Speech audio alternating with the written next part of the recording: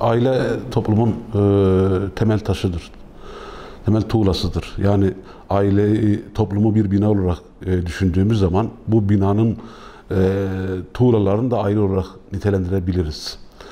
İstanbul Sözleşmesi 2011 yılında kabul edildi ve yürürlüğe girdi. Odur budur bahsettiğiniz gibi yaklaşık 10 yıldan beri aile şiddetinin daha da arttığını müşahede ediyoruz. Evden uzaklaştırmalar var. Kadına yönelik şiddetin daha da arttığını görmekteyiz ve bu olumsuzlukların tamamı İstanbul Sözleşmesi'nin eseri maalesef.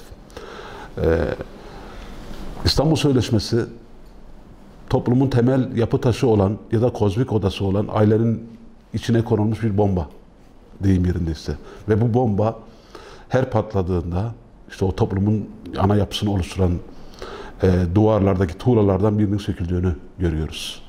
Bu tuğlalar söküldükçe bu bina itibar kaybediyor. Bu bina oturulamaz hale geliyor. Maalesef İstanbul Sözleşmesi'nin ve onun gölgesi altında hazırlanmış olan 6284 sayılı ailenin korunması ve kadına yönelik şiddetin önlenmesi yasasının tezahürleri ciddi anlamda aile müessesesini hatta kadın erkek ilişkilerini derinden etkilemiş durumda. Diğer taraftan bu İstanbul Sözleşmesi'nin iptalinin konuşulduğu şu günlerde en çok dikkat çeken şey işte AK Parti MYK'sına başkanlık eden Grup Başkan Vekili Numan Kurtulmuş'un da ifade ettiği, aynı şekilde Sayın Cumhurbaşkanı'nın da ifade ettiği bu sözleşmedeki ana çekincelerinin eşcinselliği ya da heteroseksüelliği özendiren, teşvik eden bir takım ifadelerin yer almasıdır. Nitekim bu sözleşmenin güvencesi altında biz Türkiye'de LGBTİ örgütlerinin gittikçe fütursuzlaştığını, ahlaka, adab-ı muaşerete, inanca aykırı dövizler taşıyarak toplumun aile değerlerine saldırdıklarını görüyoruz. Bu sözleşme aynı zamanda işte bu LGBTİ gibi sapkın grupların güç aldıkları, bu sözleşmenin verdiği güvenceyle örgütlendikleri bir şeye geldi, bir duruma geldi toplum bir şekilde. Ve bu sözleşmeyle kendilerine meşruiyet devşirmeye başladılar. Yani daha önce mesela diyelim bir LGBTİ durumunu, bu sapkınlığını gizler iken bu sözleşmenin vermiş olduğu haklarla birlikte örgütlenmeye başladı ve o örgüt içerisinde, o sapkın örgüt içerisinde kendisini rahatlıkla ifade etmeye ve orada topluma kendi cinsiyetini, kendi sapkınlığını dayatıp meşrulaştırmak için uygun bir zemin bulmuş oldu. Tabii İstanbul Sözleşmesi'nin iptal edilmesi geç kalınmış bir uygulama. Yani 10 yıllık bir süre geçti. Bade harabul basra dediğimiz durum var. Nitekim en son işte Sayın Cumhurbaşkanı'nın torununa yönelik Face üzerinden, sosyal medya üzerinden yapılan hakaretin aslında bu sözleşmede hakaretin temeline indiğimizde bu sözleşmedeki cinsiyet yöneliminin, işte cinsiyet eşitliğinin ve onun dolayımında gelişen ahlaki değer erozyonunun etkilerini görmemiz mümkün.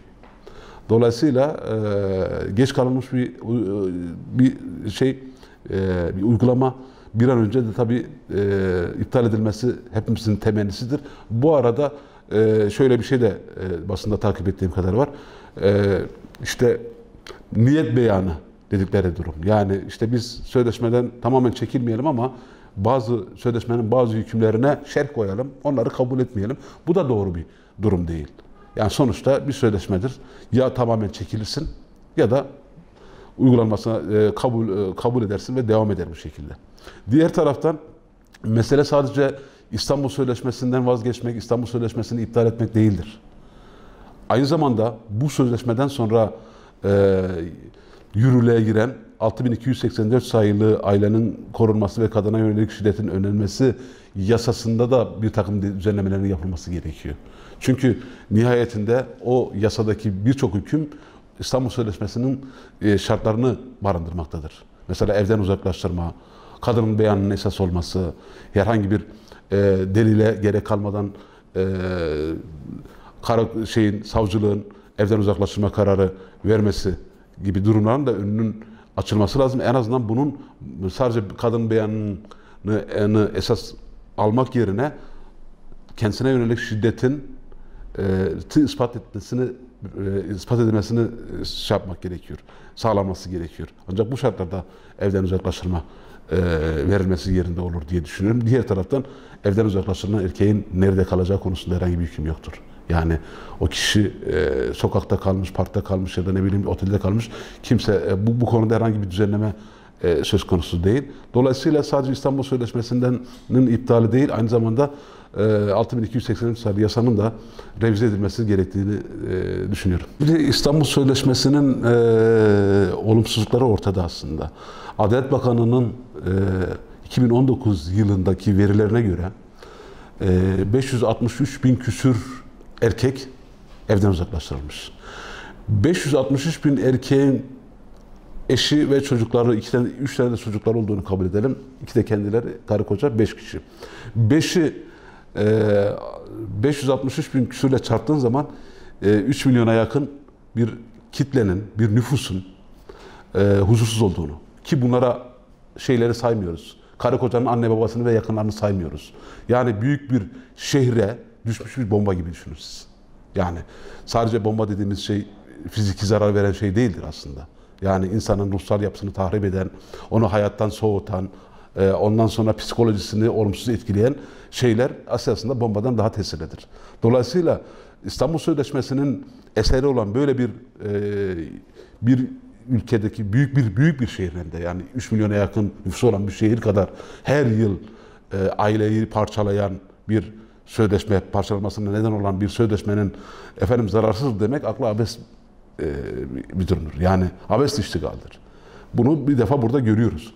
Diğer taraftan gerek CHP, gerek HDP'nin bu sözleşmeyi ve 6284 sayılı yasayı desteklemiş olmalarındaki en büyük etken, hatta AK Parti'nin içerisinde de özellikle bazı kadınların, işte Özlem Zengin'den bahsettiniz, kadınların bunu destekler olmalarının arka planında yatan şey, modern düşüncenin modern hayattaki aile yapısını daha bir öncelemeleri, geçmişe gelenek, yani o geleneksel aile yapısını toplumun geri kalmasında bir neden olarak gören, işte kadının sürekli baskılandığı, sürekli işte aşağılandığı bir dönem gibi görmelerinden kaynaklanıyor. Yani maalesef moderniteyle birlikte biz hep geleneği küçümsemeye başladık. Aslında geleneksel aile daha sağlam aileydi, daha tutucu aileydi ve toplum daha sağlamdı. Ama modern dönemle birlikte bireyselliğin artması, işte tüketim toplumunun etkileriyle birlikte aile bağları da zayıflamaya başladı. Şimdi bu zayıflamış aile bağlarını bir de İstanbul Sözleşmesi gibi bir sözleşmeyle tahkim edilmesi tamamen aile denen meselesi ortadan kaldırıyor. Aileyi geçtik. Yani kişi doğuştan bir takım fizyolojik bozukluklar nedeniyle sapkın yönelimleri olabilir doğuştan gelen. Ama geleneksel dönemde de vardı bunlar. Ama bu kişi sabrederdi. İşte doğuştan bir uzu kayıpmış gibi, doğuştan özürlü biri gibi sabretmesi gerekirdi. Bu kişi toplumdan kendisini dışlamama adına hali hazırdaki durumunu gizlerdi. Ama bu sözleşmeye dayanarak şimdi o insanlar çıkıyorlar ve açık açık cinsel kimliklerini ortaya koyuyorlar, örgütleniyorlar. Örgütlenirken de inançlı insanların, ahlaki değerlere önem veren insanların o inançlarıyla alay ediyorlar. Yani işte bu boyuta gelmeye başladı. Bir ahlak anarşisi doğmaya başladı toplumda. Peygamber Efendimiz. En son işte evet çok iyi yerinde bir şey oldu. Peygamber Efendimiz'e yönelik hakaret, Hazreti Ayşe radıyallahu anh'ın işte deveye binmiş olması, Peygamberimizin ön hörgüçte, Hazreti Ayşe validemizin arka hörgüçteki görüntüleriyle dinimiz aşağılanmıyor. Peygamberimiz aşağılanıyor. Hazreti Ayşe radıyallahu anh aşağılanıyor. Toplumun ne olacağını söyleyeyim size. Demin istatistiklerden bahsettik. Yani 563 bin aile dedik her yıl. Bu katlanarak devam edecek. Yani her yıl 2,5-3 milyon nüfus büyüklüğünde bir toplumsal kesim bu yasanın mağduru olacak. Yani bu sürdürülebilir bir durum değil. öyle bir hale gelecek ki artık İstanbul Sözleşmesi'nin kalkmasını isteyenler bir parti kurup iktidar bile olabilecekler yani. O aşamaya doğru gidiyor. O açıdan 10 yıldan beri, yaklaşık 10 yıldan beri bu sözleşme yürürlükte, zarar çoğaldı. Ancak bu zarar neresinden dönülürse kârdır. Yani ben ilerisini düşünemiyorum bile. Çünkü bu mağduriyetlerin artmış olması büyük bir toplumsal infiali de beraberinde getiriyor. Düşünsenize yani babası evden uzaklaştıran bir çocuk, babası parkta yatan, arabada yatmak durumunda kalan bir çocuğun baba algısı nasıl olabilir? Ona karşı olan duygusal tavrı nasıl olabilir? Bu ailenin reisi konumunda olan, geleneksel dönemde ailenin reisi konumunda olan bir şahsın eve ekmek getiren,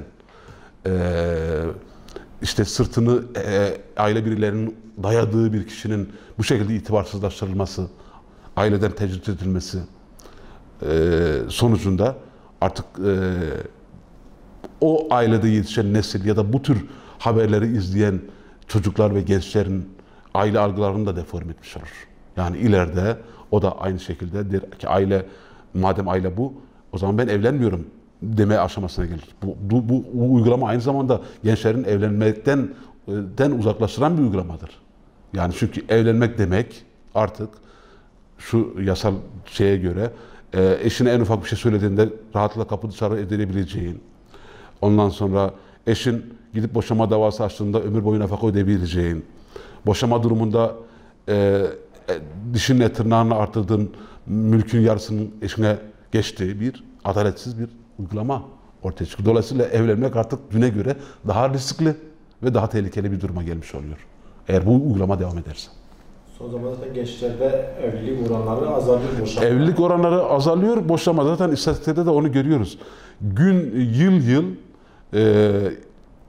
evlilik oranlarının düştüğünü görüyoruz. Boşanma oranlarının gittikçe tırmandığını, evlilik oranlarının düştüğünü. Dolayısıyla artık insanlar, evlilik bir itibar kaybediyor bu durumda. Yani adam diyor ki ben diyor evlenip bu sözleşmenin, bu aile hukukunun, bu işte kadına yönelik şiddet önlenmesi yasasının beni parangalanmasına ben müsaade etmeyeceğim. Ben evlenmeyeceğim diyor. Dolayısıyla evlenmek artık şey haline geldi, bir risk haline geldi bu düzenlemeyle birlikte.